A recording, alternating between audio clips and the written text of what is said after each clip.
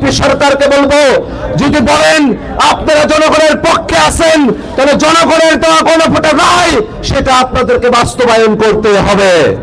এই বাংলাদেশে 24 অভ্যুত্থানের পরে জাতীয় নাগরিক কমিটি হয়েছিল, বৈষম্যবিরোধী ছাত্র আন্দোলনের কমিটিগুলো ছিল। আমরা সকলে তখন বলেছিলাম যে গণপরিষদ নির্বাচনের মধ্য দিয়ে বাংলাদেশে একটা নতুন সংবিধান দিতে হবে।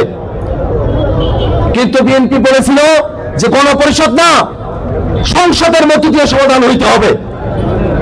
ঠিক সেই সময়টাতে রাজনৈতিক দলগুলো ঐক্যমত্য কমিশনে আমরা বসলাম, সকলে মিলে মাঝামাঝি একটা সমাধানে আসলো যে গণপরিষদও হলো না, আবার সংসদের মধ্য দিয়ে যে সমাধান সেভাবে না করে সংসদ সদস্য যারা নির্বাচিত হবে তাদেরকে নিয়ে সংবিধান সংস্কার পরিষদ গঠিত হবে।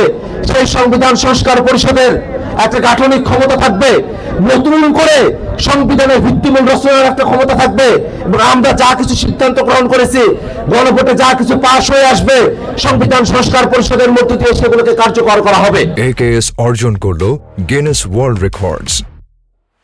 AKS দুর্ভাগ্যের বিষয়, এখন তারা আর সংবিধান সংস্কার পরিষদ মানে না, তারা এখন আর গণভোট মানে না। অথচ বাংলাদেশের 70% জনগণ তারা গণভোটে হ্যাঁ এর পক্ষে অবস্থান নিয়েছিল। গণভোট এখন আর জনগণের আকাঙ্ক্ষার বিষয় না। গণভোট বাংলাদেশে উৎসবে পরিণত হয়েছিল।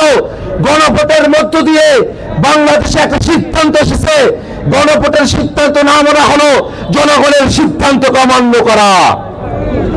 জনগণের সিদ্ধান্ত অমান্য করে বাংলাদেশে কেউ জনগণের পক্ষে থাকতে পারে নাই।